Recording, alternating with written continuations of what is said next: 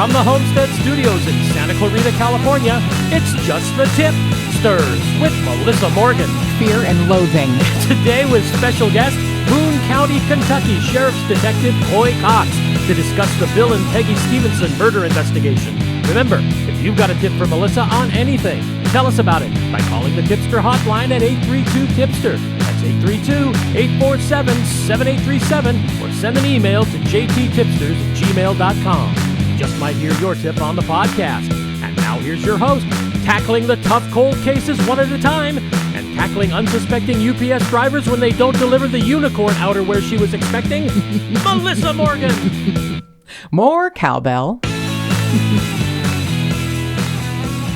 Why, yes, Producer Mark, I am expecting a unicorn hoodie. And thank you for bringing that. You shut up right now. I'm shocked. I know, you're shocked. Speaking of that, special shout out to Tipster Lois, who sent us a box of unicorn delights. Oh my God, yes. A unicorn journal, an amazing t-shirt that says I was born a unicorn, which I can't wait to model. And it actually fits, which is shocking. Nothing ever fits me. And some gorgeous ceramic unicorns that are like from down through history. One of them is from Avon, and it's like these beautiful, these beautiful ceramic unicorn. I mean, just it's a beautiful gift. Thank you, Tipster Lois. Oh, and she made us some masks. She is a costume designer and an exquisite seamstress at that. So she made me one with little like doggy bones on it. And she didn't make this one. She bought it for Producer Mark, but it's a Dodgers mask. I wore it proudly today. We did. We wore them to the UPS store. Yeah, we did go to the UPS store, and I did not have to tackle the UPS driver because our UPS driver is great. He rings the bell. He leaves things on the bench, on the porch. We're very blessed with our delivery. And believe me, it's amped up because of the lockdown. And that is why I said fear and loathing at the beginning, not because I wanted anyone to read Hunter S. Thompson's book. However, although I recommend it. Mark recommends it. I am filled with fear and loathing at this moment. Fear for everything, including myself, and loathing for the situation. But I keep thinking of the positive people in my life, like Producer Mark, who's like, one day we're going to look back and we'll be like, what was this about? And what, I keep trying to find a bigger reason for it. And I probably should just stop because my brain, spin. So it spins a little too much, darling. Just a little too much. I don't know what you're talking about. Yeah, it's a KitchenAid mixer. Yeah, and the milkshake that comes out is sometimes a little. It's a little. There will never be any restaurants ever again, ever in the history of the rest of my life. Yeah, I know. I can go to the places that aren't filled with light, and that is why I am grateful for people like Producer Mark and people like our amazing listeners, our tipsters, and I'm going to say it for people like Detective Cox, who we interviewed in this episode, and a little backstory into this horrible case. I am from Northern Kentucky, and yet I, only get to go back usually about once a year. And I have lived in California for as long as I lived in Kentucky. So now I still, Kentucky is still my home, but California, it's hard to say it's not your home when you've been here for a couple of decades. But I was unfamiliar with this case. I had heard it mentioned a few times, wasn't really sure of any of the details. It seemed odd, but I didn't look closely at it. And then a family member of this couple that were murdered in their home was arrested for another murder in an adjoining state in Indiana. And I was like, oh, I'm sure that's the guy that did it. I'm sure because it's the same thing. He probably just did it for money. And then not knowing, after some testing, he was eliminated. And he is in prison for the murder he did commit. And he did not commit the murder of, hopefully not, of Bill and Peggy Stephenson. At least there is no DNA at the moment that ties him to it. In the immortal words of Detective Cox, no one's eliminated. So potentially Producer Mark and I are on the suspect list. So the background on this case is that I had the mistaken idea that it had been solved, and it has not. It is a 9-year-old open case. I will use the terminology Detective Cox uses. It's not cold, it may be old, but it's not cold, because they have never given up looking into what actually happened. And they get tips almost every day. A lot of them they have to weed through that are like what I thought, good intentioned tips that think, hey, you know what, you might want to look at their nephew. But he, for all intents and purposes, he is on a list of we'll look at later, because there's nothing, at least DNA-wise, that ties him to the case. So it is still a wide open case.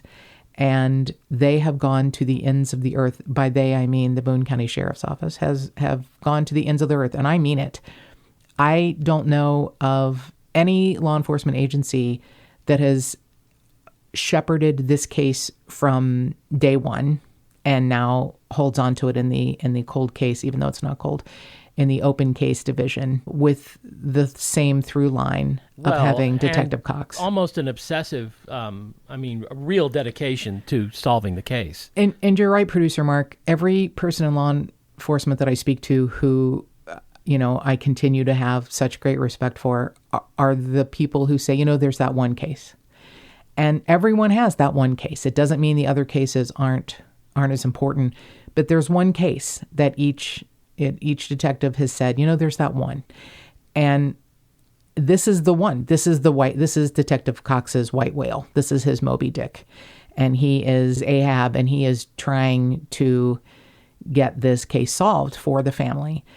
And I, again, thought not that much about it, because it had been sort of, pushed to the back of my mind. And again, I thought it was solved until I have a group of friends, beautiful girls that I graduated high school with, who, while we can't get together for our once a month girls' luncheon, and I can only go, once a year when I'm in town because of the lockdown, they decided to do a Zoom call. So we've done that a couple times, and it's been really wonderful. And Tipster Melissa and Tipster Donna said, hey, have you thought about covering the Bill and Peggy Stephenson case? And I'm like, well, what's that? And then they started talking about it. I'm like, well, I thought that was solved. I thought their nephew did it. And I found out how wrong I was. And I am really grateful that Donna and Melissa brought this to my attention, because the case is more interesting, fascinating, bizarre, weird than I could have ever imagined looking into it. And ironically, the day that I tried to get a hold of someone in the Boone County Sheriff's Office was May 29th of 2020, which is the 9th year anniversary of their murder. They were murdered on May 29th of 2011. And I'm one of those people that thinks there's a reason for things that happen. It could just be, it's one day in the year that there's, 364 other days I could have, called the Boone County Sheriff's Office, but I didn't. I called and emailed on May 29th of 2020. And I have been so happy with the response from the Boone County Sheriff's Office. And I will also tell you, I'm very impressed with their social media, with their website. It's very user-friendly, and they are such a transparent, open organization. They have a list of all their cold cases, and there aren't many. I think that's also a very striking thing, that they only have a handful going back to the 70s, and they list them all and the details, hoping that if you happen to be cruising around the internet and you find their website, you may know something about a case. So yeah, if there's something on their website that strikes you, please call them, because they are a great organization. But they really, really want the Stephenson family. And there's no such thing as closure. They lost, their parents, their grandparents, their aunt, their uncle, in such an awful way. It's not going to be closure. But knowing that whoever did this, and whoever potentially being more than one person, is getting some sort of retribution in whatever way can be delivered, that is something the Stephenson family deserves more than anything. So on May 29th of 2011, Bill and Peggy Stephenson, they're both 74 years old. They're murdered in their home in Oak Brook in Florence. Oak Brook's a lovely development in their condo in Florence, Kentucky. And they had been bludgeoned and stabbed. And there are items of interest to the killer or killers that were left on and around the bodies. Things had been changed and moved. The word that Detective Cox uses liberally, and I'm sure it's for a reason, is that the bodies were staged. Everything in the apartment was staged to look a certain way. And why it was done this way is maybe the biggest question. And Detective Cox wants the answers to give to the Stephenson family. And they deserve that for sure. It's a difficult crime scene and it's a difficult case. Bill and Peggy were very beloved in the community. They are hometown people, lived in Northern Kentucky their whole lives. They did outreach work for a ministry that they started that was overwhelming, taking donations several times a month to smaller Appalachian towns in eastern Kentucky, food, clothing, etc. They did a lot of work. They were longtime members of the Union Baptist Church, and they had their truckers' chapel at a truck stop on Route 18 in Florence. And they operated this, truckers' chapel so that truck drivers who had to be away from home or away from their home churches could have a place to worship, which is just, I don't know, it's a remarkably wonderful thing. And I've heard of these things, but to know that people started it, did it, ran it, kept it going, and then were, I'm just going to say, slaughtered in their home is way more than troubling. Way more than troubling. So there's a picture of the person who operates the ministry now after Bill's death. And he's standing in front of the building, the truckers' chapel. And written on the side is a Bible verse. It's Romans chapter 6, verse 23. For the wages of sin is death, but the gift of God is eternal life through Jesus Christ our Lord. So what if somebody took that verse literally and in their twisted thought process thought Bill and Peggy had to pay for their sins? And what sin could a loving married couple, parents to 3 kids, grandparents, aunts, uncle, huge extended family, beloved in the community, what sin could they have possibly committed that this person or persons felt they needed to pay for? If that's their message and they need to explain themselves, I'm going to say this Bible verse from John chapter 8, verse 7. Let any of you who is without sin be the first to cast a stone. And there are no stones that should have been cast onto Bill and Peggy. And whoever did this is not a judge or executioner. They did not need or deserve to do this. And if you know of anything about this case, and there has to be people who know, we're going to leave information at the end of the podcast for you to contact Detective Cox.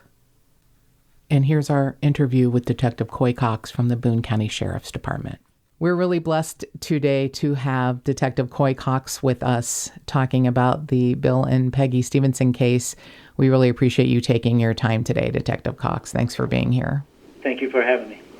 So a little bit about you. We kind of have, I wouldn't call us parallel lives, but we grew up in the same area, and you ended up going to a different school, but we would have gone to the same high school if you hadn't. We know some of the same people. So, you coming from a background where you grew up with a father who was a minister, tell me how you got involved in law enforcement.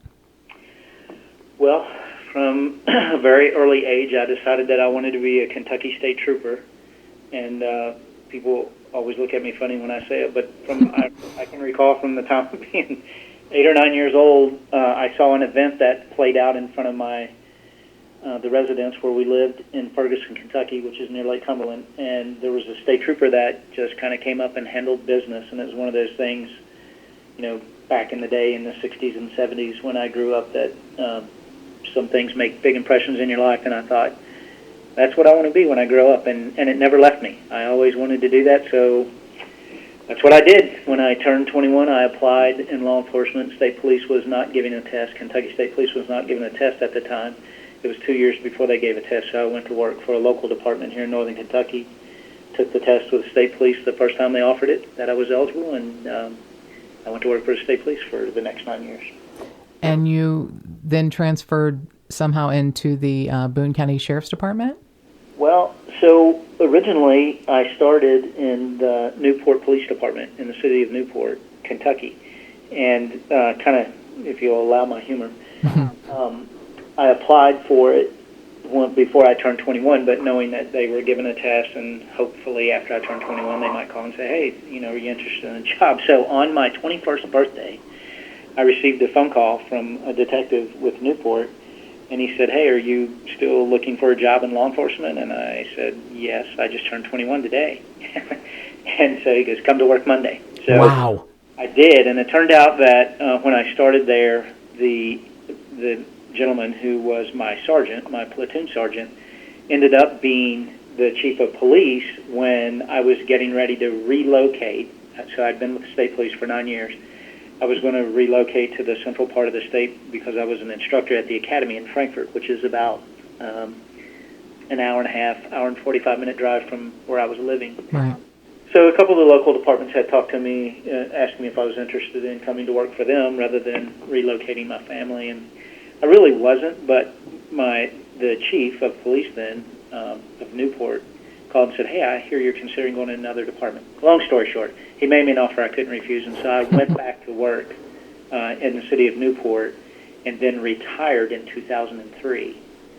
After I retired in 2003, I came to work for Sheriff Helmick here in Boone County, and it's been the best job I've ever had. That is a fantastic story, and I will just tell you, the people that I've talked to in law enforcement kind of have a similar life story like you, in that they knew what they wanted to do pretty early. I think those people make the best people in law enforcement, the ones who have a desire. Not that, making a decision later in life is a bad thing, and maybe that's what you're led to do, but it's just amazing to me the number of people in law enforcement I've spoken to who knew what they wanted to do right away. All of the good guys and good girls that are in the business have a feeling that this is what they want to do, even in different ways. Some of them end up, working in security for a while, or some of them, come straight from the military. But it's a thing that I can't explain, but I think all of the good people have it. So I'm glad you have it. It is true. It's one of those things, like, I've been doing it now for 36 years, and I love what I do. And it's going to be hard to leave. Right. I've loved every day of my job except for maybe 3 weeks of the 36 years. And I won't get into the stories of those 3 weeks, but it's just, and it's almost like getting paid for something you love to do, so it's like you never have to work that way. And that's how I feel about it. I've been blessed abundantly, especially working for Sheriff Helmick and doing the cases and stuff that we are working on. So that's an amazing thing to hear right there, that you feel blessed, and I think we're blessed to have someone like you. And I know you're not alone. I know there's so many great people in the business that, I mentioned this in an interview last week. Several people in the last month or so had messaged me and said, how do you sleep at night, talking about cases on the podcast? And I was like, because of people like Chief David McDavid and Detective Coy Cox. I can sleep at night because I know there are people like you out there. So if you started in Boone County in 2003, were you the original officer that handled Bill and Peggy's case? I am. That's what I thought. I thought that it's a rare opportunity to speak to someone in a case that's 9 years old that has been with it since day one. And you are now in I hate to use the word, but we're going to call it a cold case. You're now in the cold case homicide department, and you have followed this case you're the through line that started at the beginning. So let's go back to May of 2011. Do you get a call and you show up at the scene? How does it start? Well, let me correct you on one thing first, because I never pass up the opportunity to do this. I am in a cold case unit, but this is not a cold case. This is an old case. Right. There's been information that has come in on this case over the 9 years on a consistent basis. And we have worked this case, and we will continue to work this case till it's solved. So I just wanted to say that. No, I appreciate that, and that is a good distinction. It's not a cold case. It may be considered an old case, but you're right. It's still hot. It is. And so getting to that morning, May 29, 2011. So at the time, I was actually doing money laundering cases on a task force in the Eastern District of Kentucky. But on occasion, the sheriff had chosen, seen fit, whatever, made the call to ask me to come back to help with a couple of pretty complicated cases, and I've had some degree of success, not based on ability, but just being in the right place at the right time. So when this one came out, it was very obvious from the time that our patrol units arrived at the scene that there was some complexity to the case, and it was going to kind of be difficult. And so I did. I received that call, totally unexpected. Again, I was working another assignment, and that was a Sunday afternoon when I got the call to go to the residence. So yes, I got the call at home. I was off on Sunday, as most detectives are usually off on the weekend unless they get called out, which happens a lot. Sure. So yes, I was at home and got the call and went to the scene. So Sheriff Helmig is like, this one's different, and let's call Detective Cox. Well, I hate to sound like go on. Well, I'm not, and I don't mean to, because again, I'm going to reiterate, I have no great abilities that make me good at what I do, but the one thing that I do have, the only thing that I have, is availability. And when I get a call, and especially my boss asks me to do something, it's like I'll be there as soon as I can. So I think there's probably several reasons why maybe that he made that call, he and the major that was in charge at the time, Major Ben Huff. So anyway, for whatever reason, I got the call. I was not one of the detectives that was on call that weekend, but I got the call to come out, and so ended up, yes, I've had this case from the beginning, and it will stay with me until it's solved or the rest of my life. Right, and we're hoping that it gets solved sooner in your life rather than later. Yes. So when you get there, is it like anything you've ever seen? I've seen some pretty strange things in my career, some different murder scenes and stuff, but the totality of circumstances in this case definitely made it unique, horrific, totally different from any other case. So I'd have to say, all things considered, yeah, that's a pretty good label. It was like something I had never seen. Nothing you'd ever seen, yeah. It sounds like it just from descriptions. So let's clear up some things at the beginning, because I was laboring under incorrect information. As I, have said, I'm from the area, but I only come back home usually once a year and different times of the year. I was unfamiliar with their case in depth, but oddly, I was familiar with Steve Stephenson's case, who is their nephew. And he had murdered a woman in Aurora, Indiana, who was, I'm probably going to boil it down to something, it may sound rude, but kind of a sugar mama. He was dating her. She was a hairdresser. And I think he had borrowed money and then got to where he felt he needed to steal it. So he murdered her in her home in a very chaotic and odd, how often do you hear about someone hitting someone with a skillet and a pepper mill? Those two items, that sounded odd to me, but it was a chaotic kind of murder. But as soon as I found out he had done what he did and that he was Bill and Peggy's nephew, I was like, oh, he's the guy that killed them and he did it for money. So let's clear that up. Steve Stephenson, not their murderer, completely eliminated because of DNA. So with the broad brush and as quickly as possible, so Charles, Steve, and most people knew him as Stevie Stephenson, dated Lee Jennings, and that is the lady that you spoke of from Aurora. And so he had borrowed money from her on a regular basis, and he owed money to another family member. Right.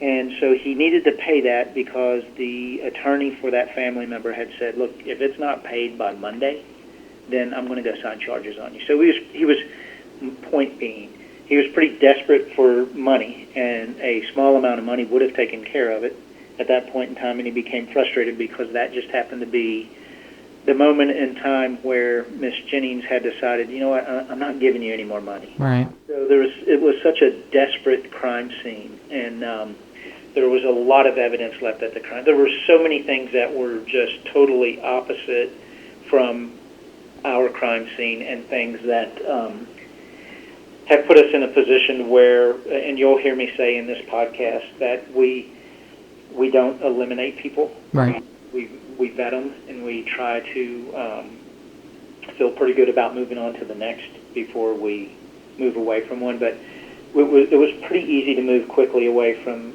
Stevie Stephenson, and he was not arrested. And you're right, and I appreciate that you pointed out that we do need to let the public know that Stevie Stephenson was not arrested for the murders of Bill and Peggy Stephenson. That case is still not solved. But yes, it was two totally different crime scenes. Yeah, very, very different in MO, but I don't know what made me file it under just like, oh, he was obviously the one that did this, because and so let's clear this up. From what you know, Bill and Peggy's death had nothing to do with a robbery.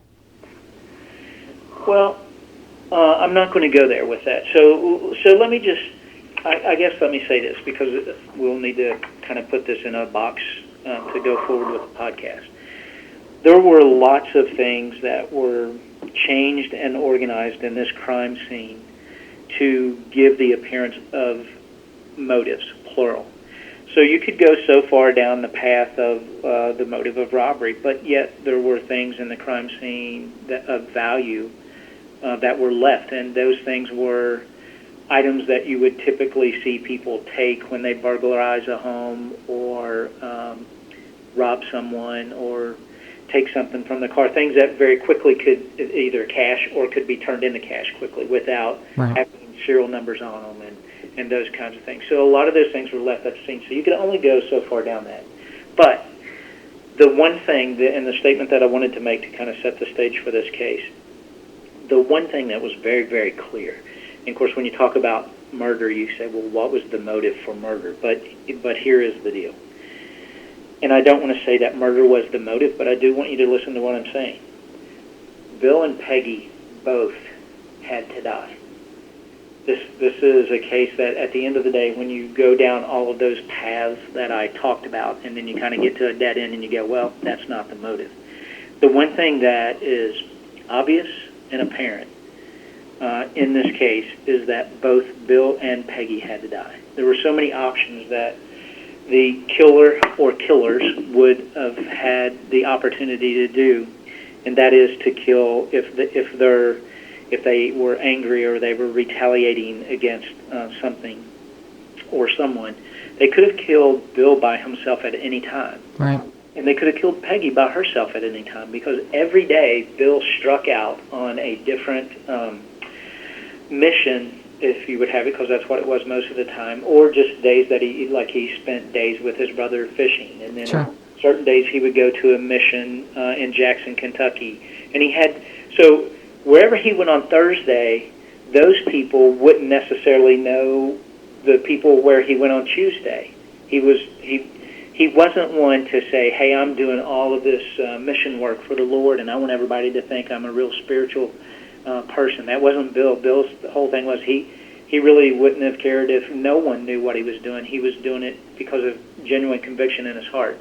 So what I'm saying is, if someone wanted to kill Bill, there was a lot of opportunity for them to do that when no one else was around, certainly when he wasn't at home, to complicate all these things. So the one thing that's really obvious is the killer or killers had one thing that had to be accomplished. Both Bill and Peggy had to die. I'm not saying that Peggy was a weak person, but she did have some medical issues. And certainly even on this night and in the early morning hours, she could have been controlled as they wanted to. If they just wanted to kill Bill, she could have been controlled. Right. Where she would not see the killers, and they could have accomplished the murder of Bill without killing her if they wanted to. She would have been very easy to control. Probably the same thing's pretty true with Bill. If Peggy was definitely the only target and she was the one that had to die and not both, they could have controlled Bill, or at least the circumstances, even in the early AM hours in their residence. So I know I stuck on that point for a long time, but the one thing that is really obvious in this case is that both Bill and Peggy had to die. Well, it's an important point. I'm glad that you got it out and you know, and gave us the information as to why you think that had to happen. So they had to both be together, and the place where most people are going to be, you know, together would be in their home, and in the late night, hopefully they're, you know, you think that they're at home asleep. And they had a large community of people that they, as you mentioned, if Bill, the people he spent Tuesday with may not know the people on Thursday. So I can't imagine what it would be like as an investigator for someone who is a member of a church, longtime members who have a truckers ministry off of a major freeway, a major highway that is really busy. I read a statistic that said you have investigated over 250 people and combing 14 states. That is correct. Yeah. I can't, I mean, like I said, my grandfather was a long distance truck driver for 27 years of his life. And, you know, the miles, the territory, the people, this case sounds so voluminous for two sweet 74-year-old people. It feels like overwhelming. Like where do you start? I guess you always start close in the inner circle. I know they have a daughter, Beth, and two sons and grandkids, and probably an extended family. So you start small and move out. They do, and to further complicate that, since you mentioned the family, so Peggy had a brother and a sister, but when we get to Bill, he was the oldest of 14 siblings. Oh my gosh. Yeah. So, that adds a lot, because you figure all of them had children. Right. All of them had grandchildren. Right. So, yeah, they're really spread out. They're, actually in large part, a lot of them lived here in the northern Kentucky area, including Gallatin, Grant, Boone, Kenton, Campbell. But there are some that live out of state in various different states. But the thing that put us going all over the 14 states that you spoke of, and that number has increased now, but with the truck drivers. Right. We had a description of someone early on in the case that they thought was banging on the truckers' chapel door, looking for Bill, and that's pretty much all we had. It's like, you don't know if they're looking for him because he parked in front of their car, right, or whether they're looking for him to do some ill to. So we looked for people matching this description. We had truck drivers. We'd find out that they had delivered to a local place somewhere in Boone County. We would do the tracing on it and contact some deputy in Louisiana to go out and knock on their door and to collect DNA and to interview them and ask them, for an alibi. So, and the 14 states that we spoke of before, that's not included in that. We actually traveled to 14 states. We have multiple states where we actually had other law enforcement agencies there go out and make contact and do some stuff for us. So, yeah, it's been again, another long answer to say a very complex case. Yeah, it makes it not only the circumstances of their murders and how they were left, but the sheer number of people that could be considered something in the case, I can't imagine the amount of time and energy and effort it takes to vet something like that. So you move out from the large extended family to the truckers ministry where, travel is would make it very difficult to keep records and track these people down. So you move out, and you move out further, and you move out states and different jurisdictions, and all of these things so far have brought back nothing that's tied or connected to their murders? Well, and I know you're getting tired of me giving you the little chase around the bushes, so to speak, on this, but a little bit. yeah, we understandable, but a little bit, yeah.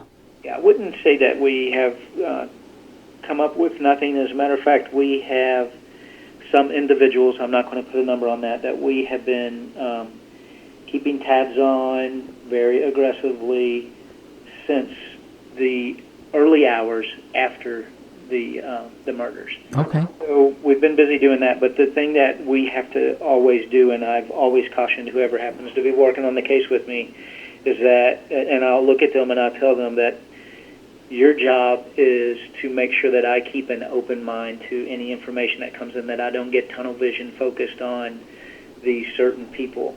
Make sure that we always chase down everything else. And we've had several people on our drawing board over the years, but there's, again, I'm not going to give a number, but there's some that we are keeping close tabs on that we have never been able to take off of our board. Well, that's actually relieving. It doesn't, when you say it's not a cold case, it's an old case, that really lends itself to that. It has never gone cold. When something takes longer than, anyone, especially the family, thinks that, it should, it's not the way the world works. It's not the way law enforcement works. It's not the way anything works. It takes the time it takes. And I'm sure that they know that I feel like no stone has been left unturned. And while you've been very honest about the fact that at the beginning you felt like you were focused on some people that turned out to be nothing, you've changed that mindset. In the first several days are obviously the most important, but you've changed your mindset in that you're open to anything and anyone, and no one's not under suspicion. Everyone is under suspicion at this point. That is correct. And to kind of make your point, we are open to anything. We have, and I'm not saying that this isn't something that isn't possible and doesn't exist. I'm just saying that it's something that I have trouble wrapping my mind around. But we have sat down with a psychic on many occasions, and I emphasize many occasions over the 9 years, and followed up on information that she has received from the other side. And while and that's what I've told people that I've worked with on this case. It's like it would be easy to go, oh, that's just crazy. Right. But we've never done that. We've always followed that. We actually did a consensus search in a little church in the eastern Kentucky mountains where Bill used to go, and the thing about it is a lot of what was described was pretty accurate. It's just the aha was not there, what the individual had told us would be there. So, yeah, we do. We keep an open mind, but we still keep our eye on the ball to what the evidence tells us. The one thing that I will say up front as we begin to talk about this, we do not have a crime scene, which makes this really complex. We have a scene where two murder victims were found, Bill and Peggy, but everything in that scene, every room had something that was altered in it and changed by the killer or killers, by the perpetrators. And so we have the scene that they wanted us to find, not the crime scene. So when I say that, you can just multiply that out. I mean, there were things that were moved around in the residence that would indicate someone's strong like for a certain individual. And then there might be an item in another room of that same person, and the same thing. There might be an indication of a strong like for that certain individual. Then on the other hand, in another room there could be a picture of another person, and there would be indications of a strong dislike for that individual. And if you found something that related to that person in another room, the theme would be consistent. In other words, if they didn't like something that related to someone in one room, the theme stayed the same throughout the house. Same is true if they disliked someone, or at least that's what they want us to think. So just little things like that to confuse. And I am being guarded. I'm not telling you what those things are or Sure. what those items are, but those are things that and would seemingly have nothing at all to do with why Bill and Peggy were murdered. It was just something done to confuse and to mislead. Or maybe their message. Or maybe their message, which, as we have reached out publicly through the media to talk to the killer or killers, is like, you obviously have a message to tell us. You need to help this dumb detective out with it. Get in touch with me somehow. And that still stands. I would welcome that. There are lots of ways that you can anonymously communicate with us, and we would be glad to do that. Help us get the message that you're trying to communicate, because there were a lot of things in that scene that were changed, things that were on the peripheral, didn't have anything to do with the murders, but they're obviously there for a message of some kind. Well, we will absolutely have all of the ways to get in touch with you, the regular ways people can, and the opportunities that someone who may be listening to this and wants to keep their anonymity, ways that they can contact you. Also, we'll have all of that information in this episode for sure. We appreciate Every way to contact you. And I have to go back and say that, just one of the things that impressed me about the lengths that you and the department are going to solve the Stephenson's case was your use of Vdoc.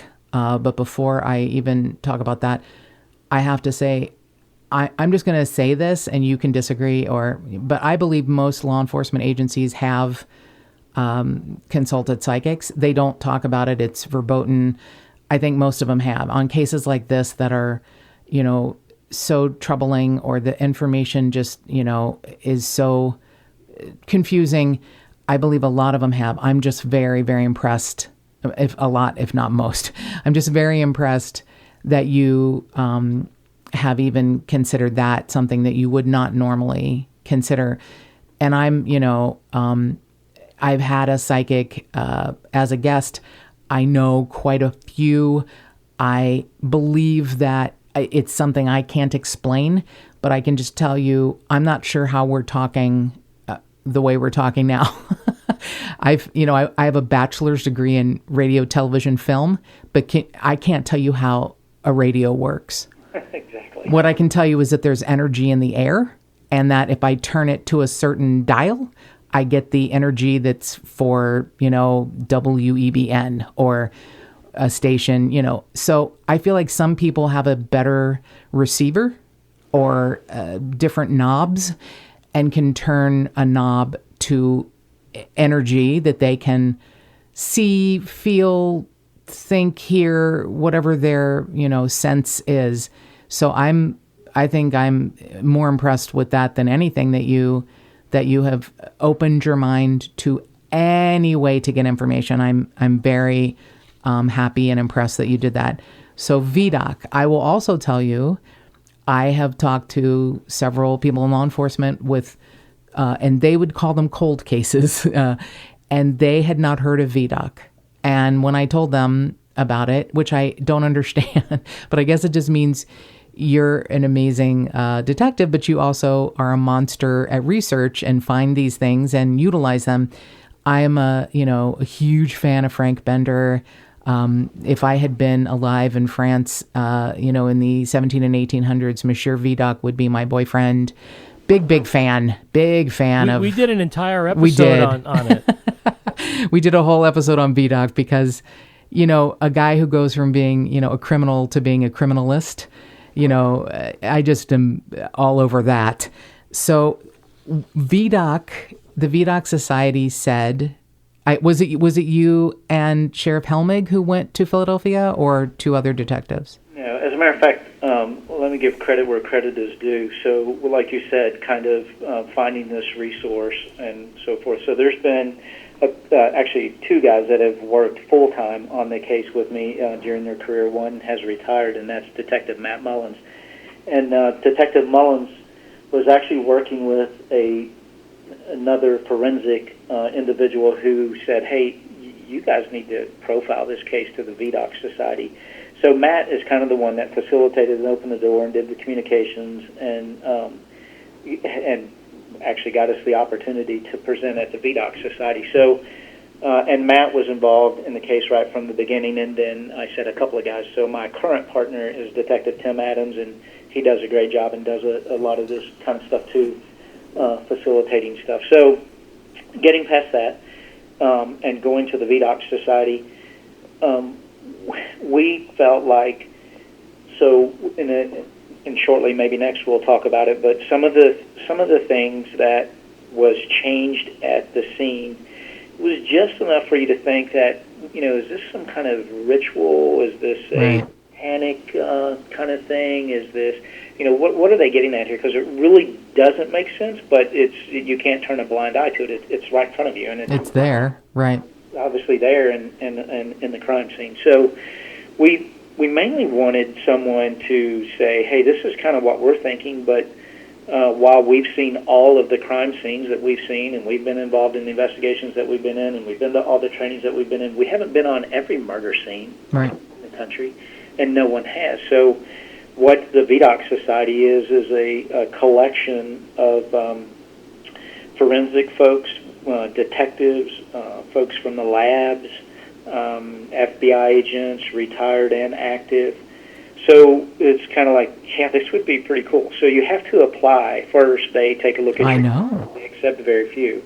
Yeah, they do one a month, so there's 12 a year. Mm-hmm. And they were eager and said, yes, absolutely. We actually made good friends with some folks, and I won't mention any names because it is kind of a secret society. They do this voluntarily. They offer up their help and their service, and actually they throw money at your case when they adopt a case, and they have in our case, and we're very appreciative of that.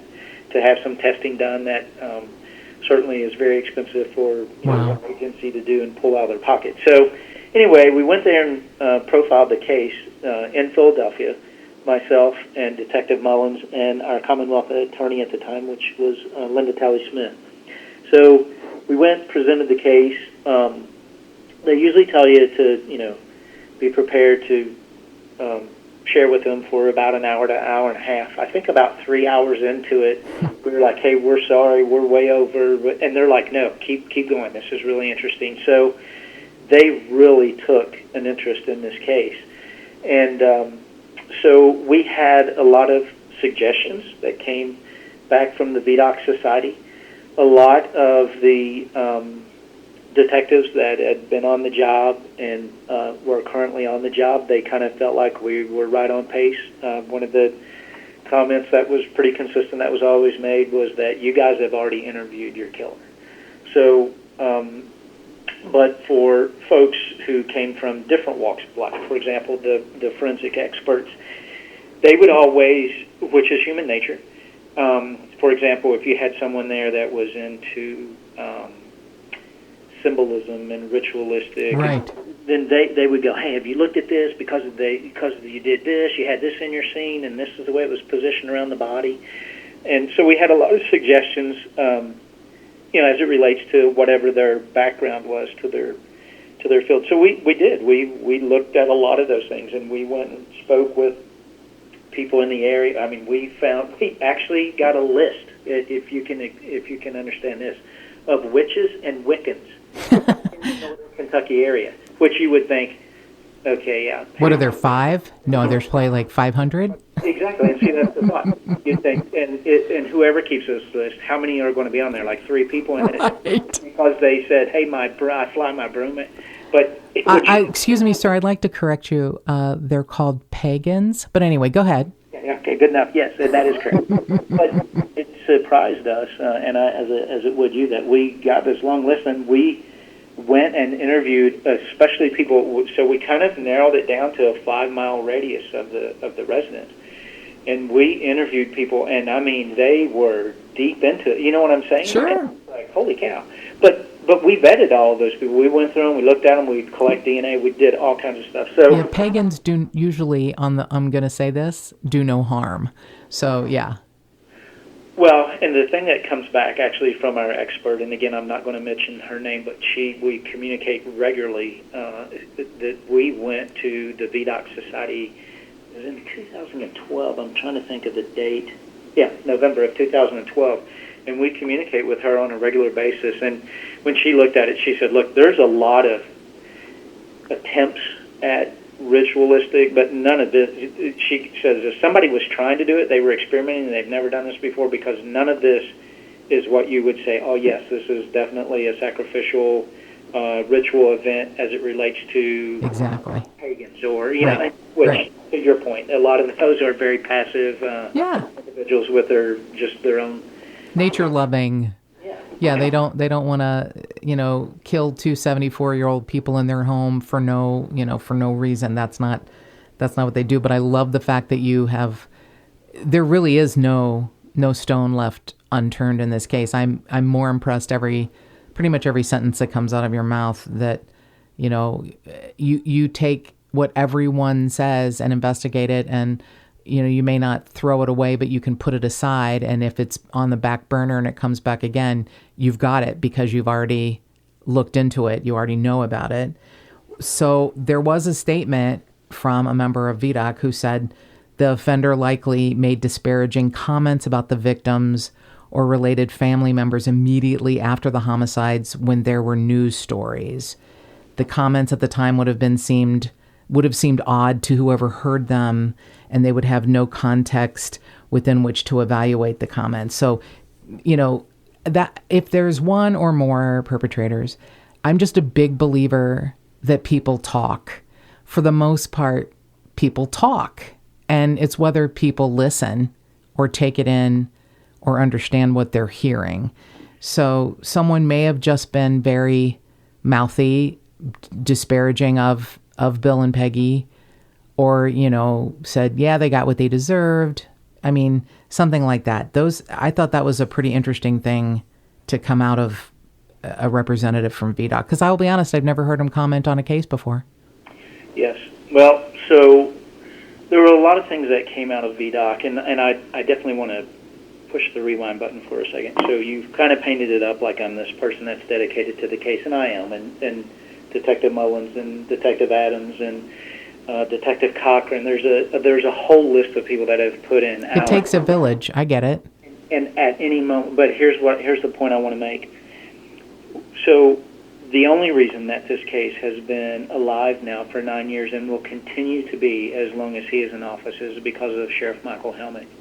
And he, from the beginning, like I told you, I was off doing something for the federal government, and at some point in time after this case, he came and he said, hey, I want you to come back full-time, and I want to start this full-time unit with a focus on solving these cold cases, and all of them are equally important. And he said, but let's get that Stephenson case solved. So he has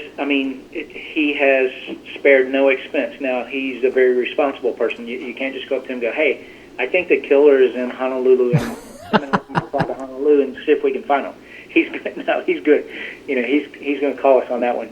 But early on in the case, and you kind of alluded to it, but we went to Texas on 2 individuals that we thought were our guys. And when he found out that we had made that decision to go, he called, and I was sitting in Texas, and he goes, where are you? And I knew he knew where I was. I'm like, I'm in Texas. And he goes, how'd you get there?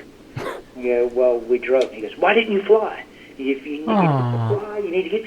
And I said, well, we hope to be bringing someone back and evidence with us. And if that's the case, we're definitely going to want to secure it in this vehicle. Our evidence tech was with us. And he goes, oh, okay, I understand it. Well, you tell me what you need. We'll, and that day to this very day, he is equally committed to it. And that's where the thanks goes to. And I'm not just saying that because he's my boss and he may end up listening to this podcast, but that's his commitment to the citizens of Boone County. That's how he feels about it. It bothers him that we have any cases that are unsolved, homicides.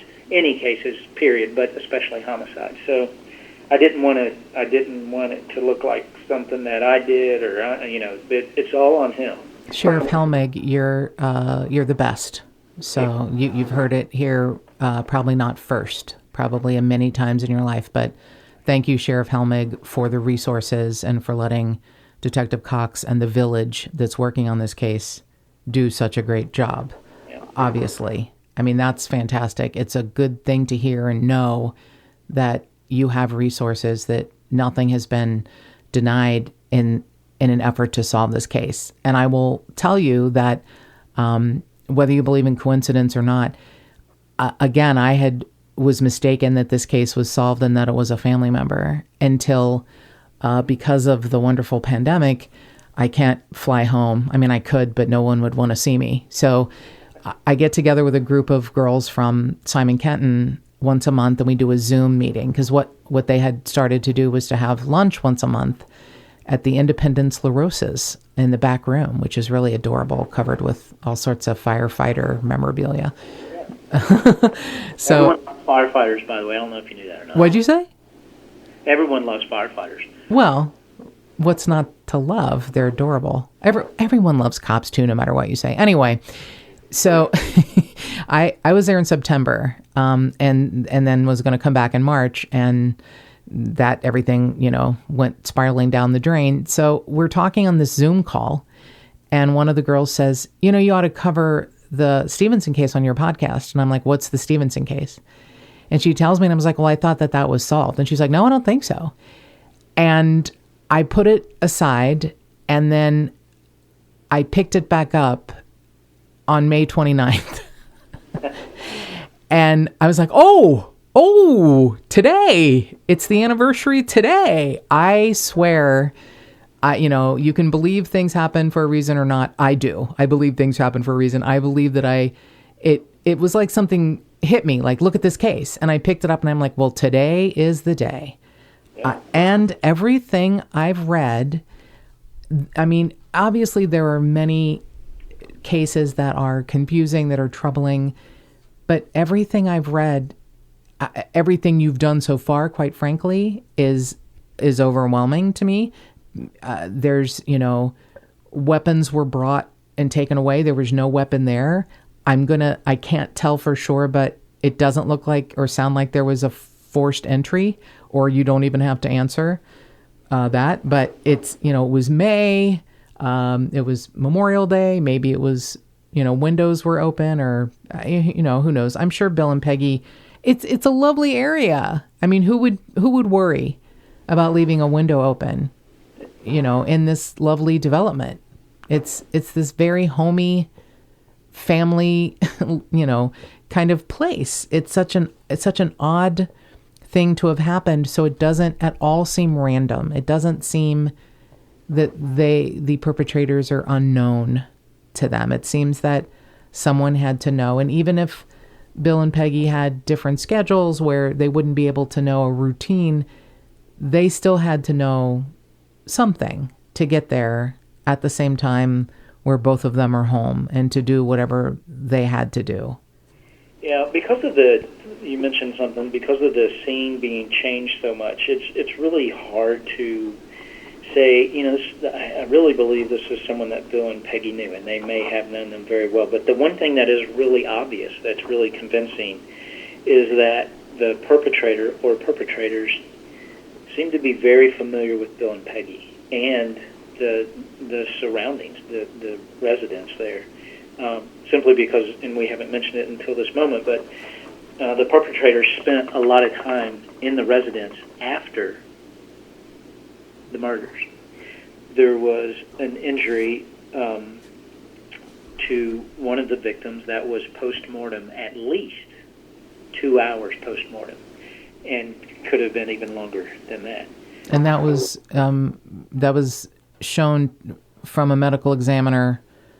That is correct. Okay. So we know, and obviously we're not going to give the exact time of the death, but we know the exact time of the death. And so what we've done in other statements with people that we have interviewed with the media is to state that it happened between 1 a.m. and 4 a.m. Right. And we actually have the exact time from a medical device that was implanted in one of the victims. So again, I want to make that point.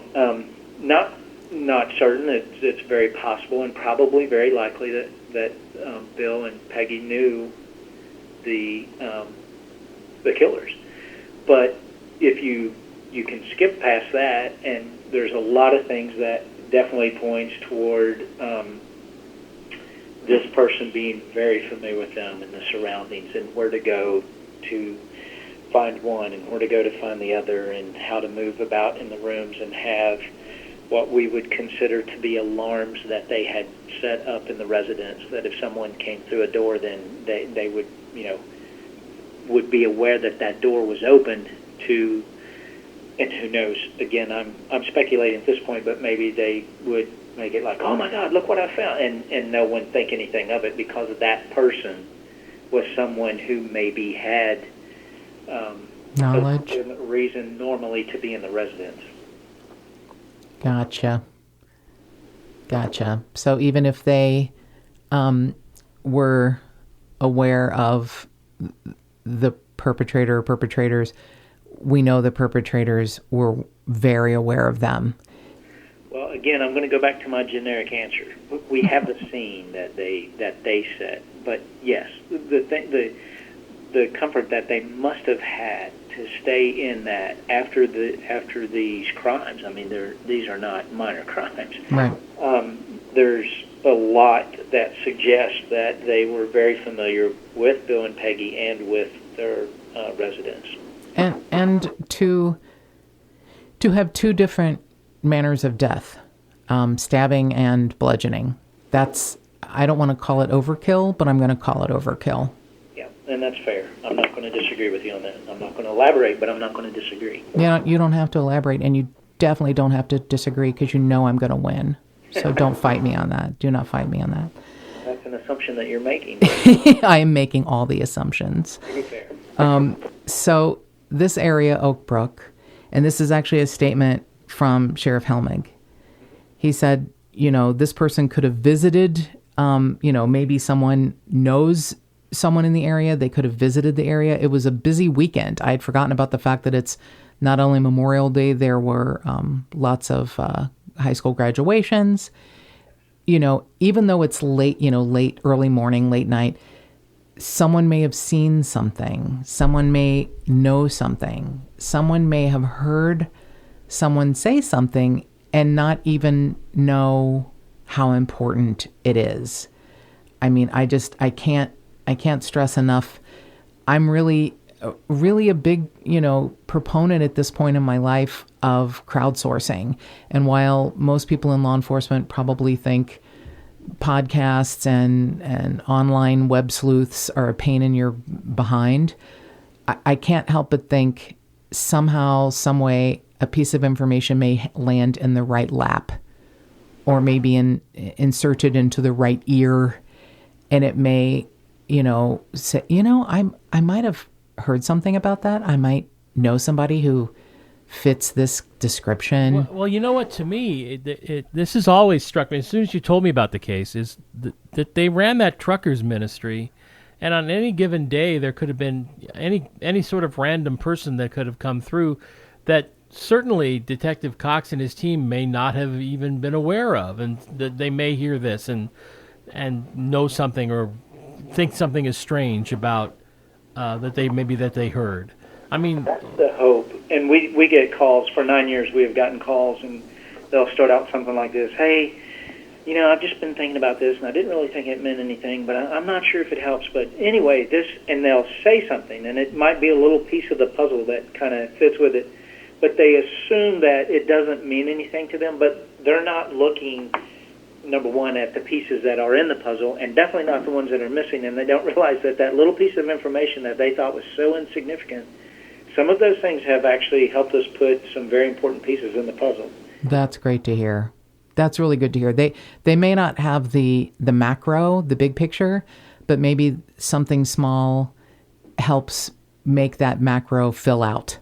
Yep. Their micro piece may help the macro fill out.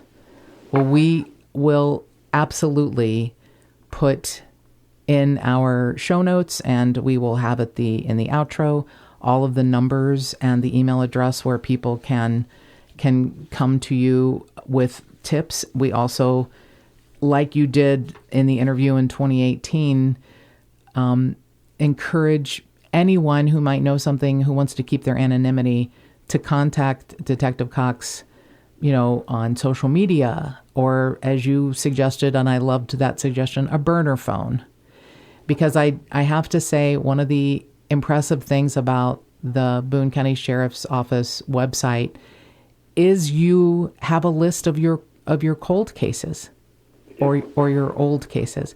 And it's not a large number, and it's sort of spectacular because I've never seen a law enforcement agency do that, to be so open and transparent. Look, here's the cold cases. You don't have to go searching around microfiche in the library. We're showing you our cold cases. If you know anything, let us know. Yep. I think that really speaks to your transparency and your openness. Is there anything else you wanna add to this? Well, there may be a couple of things that we might have talked about before that I wanted to point out. I know there was a question at one point in time that you had asked me about, would the Stephensons just open their door? Like if somebody had knocked at that time in the morning and said, hey, I just need a place to sleep. That really wasn't something that Bill would do. So Peggy was pretty much a homebody most of the time. Bill was out all the time and helping people. He was very careful that he didn't give people cash because there's so many things. You don't have any control. Right. You hand someone cash, they can go do whatever. They may go get the food they said they wanted, or they may go buy, some illicit drug and it could be anything. Right. So Bill was pretty careful about that. He always used a credit card, but the one thing that he was really good about, he would never bring anyone back to the residence. And so there's a couple of reasons that was just one rule that he didn't break. So I don't think he would have answered that door. Obviously you have to be buzzed in. He could ask who they were. If he didn't know, he's not going to let them in. If he looked through the screen door, he's not going to let someone in he doesn't know. Plus, there would be no room there the way that they had the residence set up. The second bedroom was actually kind of a makeshift office. So It wasn't conducive to have someone else stay because they're either going to sleep on the couch or on the floor. So that's something that I wanted to point out, that this wasn't someone that they just invited in. There was really nothing that indicated that. And I won't go any deeper on that. Let's see. I think that's pretty much where I wanted to go, unless you have some questions that you remember that you definitely want to throw out. I don't. I think you answered everything. And I just have to say, one of my favorite quotes that seems to fit this case more than almost anything else I've ever heard. It's a quote from Buddha, and it says, 3 things cannot be hidden: the sun, the moon, and the truth.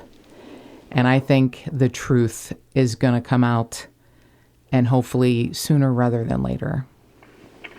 Well, I definitely hope that is a true statement. So let's pray to that end, right? Absolutely. Thank you so much, Detective Cox, for joining us today. You're welcome. Thanks for having us. And please, obviously the purpose is for people to send us information. If someone's out there and they think that something's not important, please give us a call and tell us what you think's not important, and then we can decide if it's something that fits or not. We don't mind taking calls, and we'll return your calls and welcome your information. Yes, you will. And that's why we're just the Tip-Sters. All right. Thank you very much. Thank you. Thank you, Detective Cox, for taking the time to talk with us today and go over Bill and Peggy's case.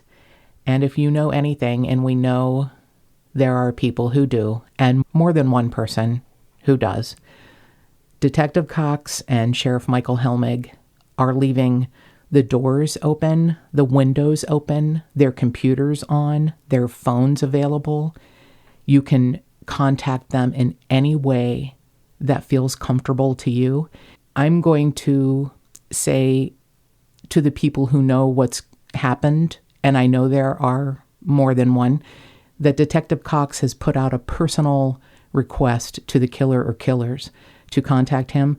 I'm going to put out a personal request to anyone listening to this podcast. It doesn't have to be the killer or killers, but if anyone who knows who the killer or killers are, please contact Detective Cox at 859-334-8496. They even have a special email address, StephenSonTip@BooneCountyKentucky.org. That's StephenSontip @BooneCountyKentucky.org. You can contact us at 832-847-7837. You can contact us at our email address, jttipsters@gmail.com. You can use someone else's computer. You can use a burner phone. We don't care how you do it. Just do it. And more cowbell. If you'd like to support this podcast, go to patreon.com/justthetipsters.